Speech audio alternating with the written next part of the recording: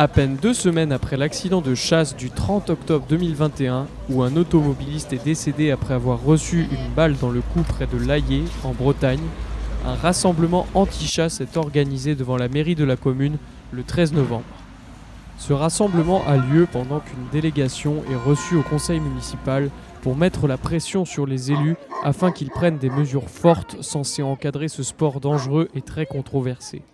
L'événement, organisé par l'association Forest Shepherd et le Parti animaliste, permet à de nombreuses personnes de prendre la parole pour raconter leurs expériences avec les chasseurs. Beaucoup de témoignages accablants dans lesquels on découvre avec stupeur la violence et la régularité de ces accidents. Des problèmes avec les chasseurs, nous en avons tous les jours. Ses victimes, elle s'appelle Fabio Butali, il avait 24 ans, il était animateur, il a été tué d'une balle de gros calibre en plein thorax alors qu'il faisait du VTT en Ardèche le 26 octobre 2008. Samuel Rinaudot, 20 ans, tué d'une balle dans le thorax le 10 octobre 2015. Francis Collet, 42 ans, tué d'une balle dans la tête alors qu'il circulait sur l'autoroute A31 le 9 janvier 2011. Marc Sutton, 34 ans, tué en Haute-Savoie alors qu'il faisait du VTT le 13 octobre 2018. Gaël Lavie, 43 ans, tué d'une balle dans la tête alors qu'il faisait du jogging avec son épouse le 5 décembre 2015. Il est mort dans ses bras. Annie Hazard, tuée en 1990 alors qu'elle circulait sur une autoroute en Bourgogne. Thérèse Coudray, 71 ans, tuée dans son jardin par un chasseur qui l'a confondu avec un cerf le 14 octobre 2017. Nicolas Guibert, 12 ans, tué en Seine-Maritime alors qu'il faisait du quad avec son père le 22 janvier 2012. L'auteur du tir a reconnu que son arme était défaillante et qu'il le savait. Franck Jarry, 77 ans, tué en Charente-Maritime alors qu'il ramassait des champignons le 15 novembre 2019. Morgan Kim, 25 ans, tué chez lui, dans le Lot, alors qu'il coupait du bois. Et Joël Villard, 67 ans, tué d'une balle dans le cou, alors qu'il circulait sur la nationale 137 à hauteur de l'Aillé, le 30 octobre 2021.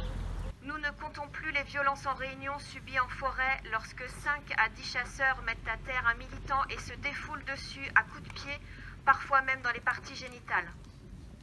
Ils s'en prennent également aux femmes, notamment en mars dernier en forêt du Gavre, où ils s'en sont pris à 3 femmes militantes en donnant coups de pied et en nous traînant par les cheveux.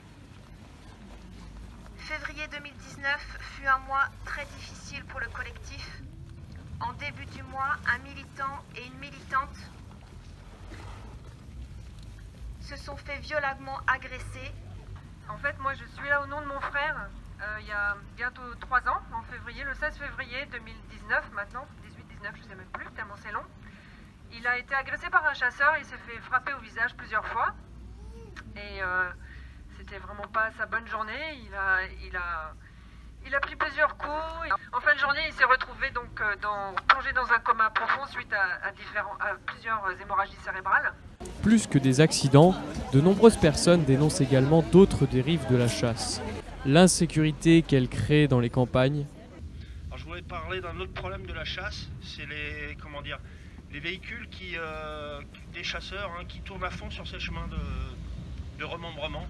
Ils sont au téléphone et puis ils roulent comme des tarés, quoi. Et donc une fois j'en ai arrêté un parce que je lui ai dit il y avait des enfants en bas âge qui jouaient au ballon.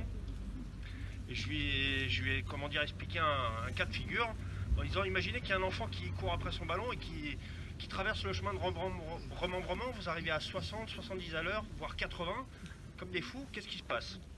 Le bruit, les odeurs, les camions qui passent, les vents, les grosses bagnoles, les hommes à cheval qui vous arrêtent sur la route, la maltraitance des chevaux, la maltraitance des chiens, sans parler évidemment de ce qui se passe dans notre étang, avec des cerfs qui sont tués dans l'étang, qui sont rabattus et tués dans l'étang.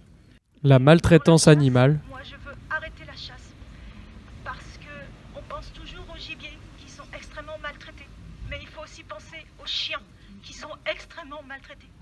C'est 50 000 galgos morts par torture chaque année. Il y a 3 ans, en fait, on a trouvé un chien, un griffon, qui a été en fait pendu dans un arbre par des chasseurs parce qu'il ne voulait pas chasser, il ne sait pas chasser.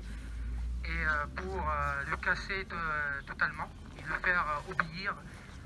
Les chasseurs en fait l'ont pendu quelques secondes dans un arbre. J'ai posé, il avait des cicatrices horribles autour du cou et on a posé la question des éducateurs. Ils nous ont raconté en fait qu'il y avait cette pratique dans la chasse et aussi chez les militaires en fait pour casser un chien. On le pend quelques secondes, plusieurs fois, pour qu'il obéisse aux ordres. Et mon chien aussi était battu aussi, il avait la patte cassée, il avait plusieurs cicatrices, etc. Et il fait partie en fait de centaines de milliers de chiens qui sont élevés dans des chenilles à ciel ouvert, qui sont abandonnés, laissés pendant des jours, pendant des semaines, dans le froid, affamés, et pour qu'ils puissent, lorsqu'il y a la chasse, ils sortent totalement affamés, totalement désorientés, et qu'ils chassent en fait, qu'ils puissent obéir aux ordres. Ou encore la prétendue régulation des animaux jugés nuisibles comme les sangliers. Et pourquoi aussi? Parce que finalement, la mission qui est souvent attribuée aux chasseurs, qui a été contestée récemment par Willy Schren ces jours-ci, la mission de régulation, eh bien, la question de cette régulation des prétendus dégâts aux cultures, enfin dégâts ils existent, mais en tout cas, prolifération des sangliers, peut être réglée autrement que toujours en tuant les animaux. Bonjour Marie. Bonjour. Est-ce que vous seriez plutôt pour un encadrement de la chasse? Un encadrement, alors idéalement l'abolition totale, vu que c'est un non-sens dans la mesure où on confie un problème à régler, une soi-disant surpopulation des sangliers. On demande de régler ce problème aux chasseurs alors que c'est eux qui créent ce problème. C'est-à-dire ils nourrissent les sangliers, les grainages, tout le monde le sait. Ils élèvent des sangliers et 2% des animaux qui sont tués à la chasse sont des sangliers. C'est-à-dire 98% des animaux qui sont tués à la chasse ne font aucun dégât en fait. Voilà. Donc c'est eux qui entretiennent cette surpopulation de sangliers. D'accord. Donc, et on leur confie donc le problème à régler. Mais c'est eux qui créent ce problème, qui est un réel problème, parce qu'effectivement les sangliers s'attaquent aux cultures, mais c'est eux qui entretiennent la surpopulation de sangliers. D'accord, donc en fait cet argument qui est utilisé par les chasseurs comme quoi ils réguleraient les forêts, donc c'est un prétexte en fait. C'est une mascarade et ça a même été on a même entendu le président de la fédération de chasse, Willy Schren, de son petit nom, qui s'est un petit peu emporté sur un platon en disant, je cite, je n'ai rien à foutre de réguler. Fin de citation. Voilà. Ces militants anti-chasse sont majoritairement favorables à l'interdiction totale de cette activité. Mais toutefois, ils demandent au minimum des mesures d'encadrement, conscients qu'une telle interdiction serait très difficile à obtenir. Marie, militante au Parti animaliste, explique cela par un lobby de la chasse dont l'influence s'étendrait jusque dans les plus hautes sphères du pouvoir. Pourquoi, selon vous, les pouvoirs publics ne font rien? Est-ce qu'il y a un lobby de la chasse? Il y a un lobby de la chasse, évidemment. Eux-mêmes chassent, puisque au Sénat, voilà, on a Gérard Larcher qui est passionné de chasse, notre président, Macron, qui est passionné de chasse. Je crois que c'est un député sur 4 qui pratique cette activité, qui est tantôt un loisir, tantôt une passion, tantôt un sport, tantôt un devoir de régulation, tantôt une volonté de préserver la ruralité. Voilà, en fait on entend de tout sur l'intérêt de la chasse et en fait il n'y a aucun intérêt, voilà, aucun intérêt. Voilà. D'autant plus qu'ils se targuent de protéger les cultures. Il faut savoir que ces cultures, quand on parle de ces cultures, il s'agit des cultures de maïs, ça représente 90, alors si mes chiffres sont exacts, 1,7% du maïs qui est cultivé est destiné à l'alimentation humaine. Ça veut dire que tout le reste, 98,2%, si mes calculs sont bons, sont destinés à nourrir des animaux qui sont dans des élevages intensifs, voilà, et qui sont destinés à finir dans les assiettes. Le Parti animaliste, créé en 2016, est un parti politique qui se charge de mettre en avant la cause animale dans le débat public, considérant que la question n'est pas ou peu traitée par les autres partis. Le parti animaliste a même décidé d'investir une candidate aux élections présidentielles de 2022, Hélène Touy. Agir.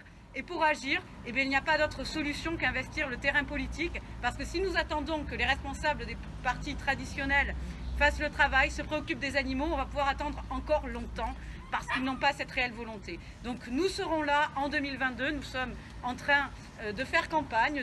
Au-delà de la chasse, le parti animaliste propose une politique de respect des animaux et propose notamment de bannir l'élevage intensif, considérant que les autres partis ne prennent pas assez d'initiatives dans ce sens.